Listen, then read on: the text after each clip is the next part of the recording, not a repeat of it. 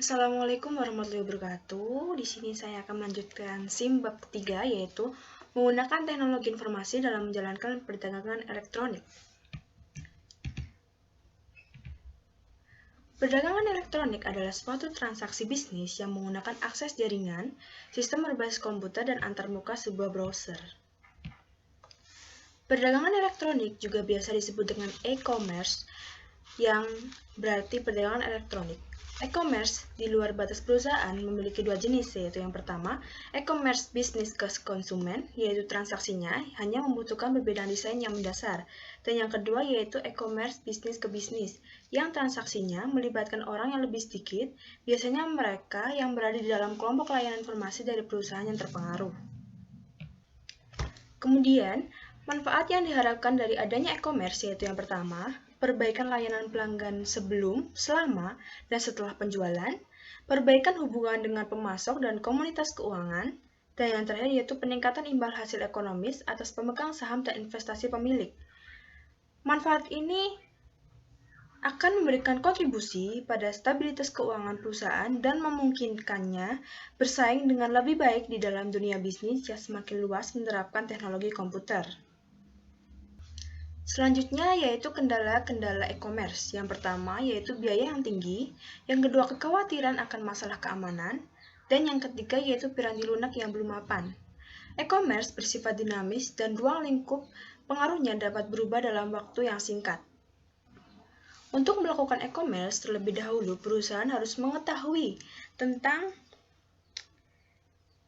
kecerdasan bisnis, yaitu atau kecerdasan bisnis yang biasa disebut sebagai intelijensi bisnis adalah aktivitas pengumpulan informasi mengenai unsur-unsur di dalam lingkungan yang berinteraksi dengan perusahaan yang dapat melalui yang pertama yaitu basis data eksternal yang dapat diperoleh dari beberapa web seperti web LexisNexis, web Dialog, web Reuters, Thomasnet, dan lain-lain. Dan yang kedua yaitu melalui mesin pencari yang dapat dilakukan melalui Google, Yahoo, dan mesin pencari lainnya.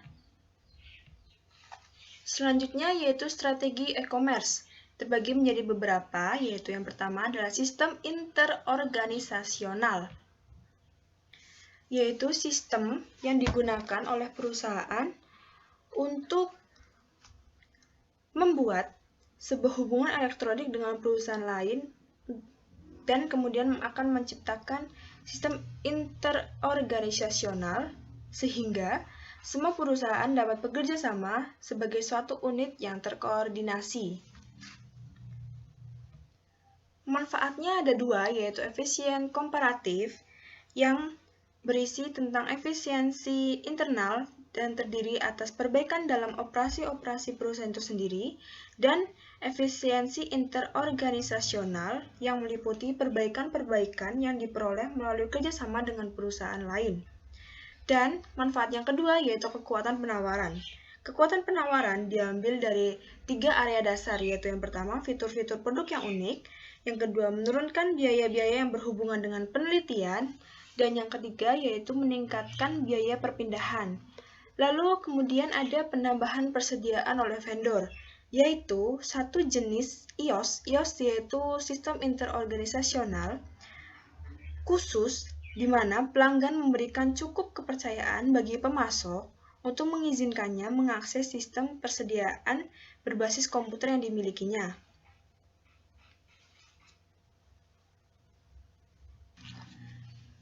Kemudian yang ketiga yaitu ada EDI. EDI terdiri atas transmisi data langsung komputer ke komputer dalam satu format struktur yang dapat dibaca oleh mesin. Dan yang terakhir yaitu extranet. Extranet merupakan cara lain untuk membuat suatu IOS, yaitu memungkinkan dibaginya informasi berbasis komputer yang sensitif dengan perusahaan lain dengan menggunakan teknologi informasi yang pada umumnya dihubungkan dengan internet. Kemudian ada alasan diterapkannya IOS, yaitu yang pertama ada tekanan kompetitif, yaitu suatu posisi sebuah perusahaan yang buruk terhadap para pesaingnya atau ketika asosiasi industri atau perdagangan memberikan tekanan yang kuat dan perusahaan tersebut akan menerapkan iOS. Kemudian, penggunaan kekuasaan. Di sini, perusahaan akan memaksakan kekuasaannya kepada anggota yang lain. Dan yang ketiga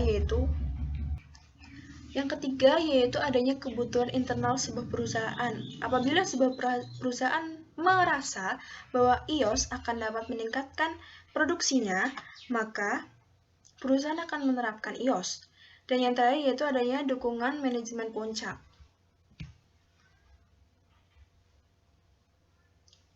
iOS juga memiliki berbagai manfaat tidak langsung, yaitu yang pertama, mengurangi kesalahan, yang kedua, menurunkan biaya, yang ketiga, meningkatnya efisiensi operasional, yang keempat, meningkatnya kemampuan bersaing, yang kelima, memperbaiki hubungan dengan sekutu dagang, dan yang terakhir yaitu memperbaiki layanan pelanggan.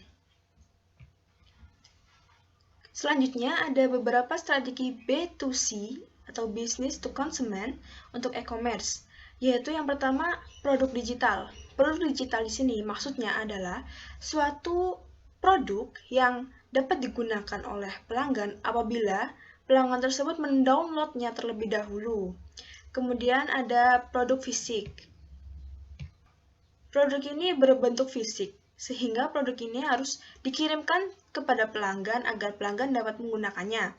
Lalu yang terakhir yaitu penjualan maya versus campuran. Maksudnya adalah seorang penjual akan menjual barangnya, produksinya melalui sebuah website dan kemudian akan mengirimkannya kepada pelanggan secara fisik dari bentuk produk tersebut. Langkah e-commerce berikutnya yaitu berupa yang pertama, perdagangan bergerak, yaitu penggunaan telepon seluler dan asisten digital pribadi untuk melakukan e-commerce nirkabel. Dan yang kedua yaitu nirkabel berkelas bisnis di semua tempat. Komunitas nirkabel yang kecepatannya memadai melalui penyedia jasa komunikasi yang sama dengan telepon seluler atau yang sekarang biasa disebut dengan Wi-Fi. Selanjutnya ada menggunakan internet. Ada 3 macam, yaitu dengan penggunaan World Wide Web atau yang biasa kita sebut sebagai WWW. Kemudian ada penggunaan File Transfer Protocol. Di sini maksudnya yaitu para pengguna dapat menyalin file ke komputer mereka dari semua situs web. Dan yang terakhir yaitu munculnya aplikasi belanja online. Itu seperti Shopee, Tokopedia, Blibli, Bukalapak, dan lain-lain. Selanjutnya yaitu saran-saran keberhasilan penggunaan internet. Yang pertama, pastikan situs web Anda kuat. Yang kedua, pastikan browser dan struktur basis data Anda fleksibel maupun intuitif. Yang ketiga, menekankan isi. Yang keempat, sering diperbaharui. Yang kelima, melihat di luar pelanggan. Maksudnya yaitu menjalin komunikasi dengan para pelanggan. Yang keenam, tujukan isi pada kebutuhan spesifik pengguna. Yang ketujuh, menjadikan internet intuitif. Yang kedelapan, berada di lokasi web yang tepat. Kesembilan, ciptakan rasa kebersamaan. Dan yang terakhir, carilah bantuan jika Anda membutuhkannya. Dan yang terakhir yaitu dampak internet pada bisnis di masa yang mendatang. Yaitu yang pertama, telepon seluler akan digunakan secara rutin untuk pembelian kecil. Seperti pembelian di online shop atau pembelian di gerai-gerai online lainnya. Lalu kemudian yang kedua yaitu penggunaan uang online seperti penggunaan GoPay, OVO, Dana, ShopeePay, dan lain-lain. Kemudian yang terakhir yaitu adanya pasca bayar dan prabayar seperti pada pembelian produk di e-commerce ataupun all shop lainnya. Sekian dari saya, kurang lebihnya mohon maaf. Wassalamualaikum warahmatullahi wabarakatuh. Dadah.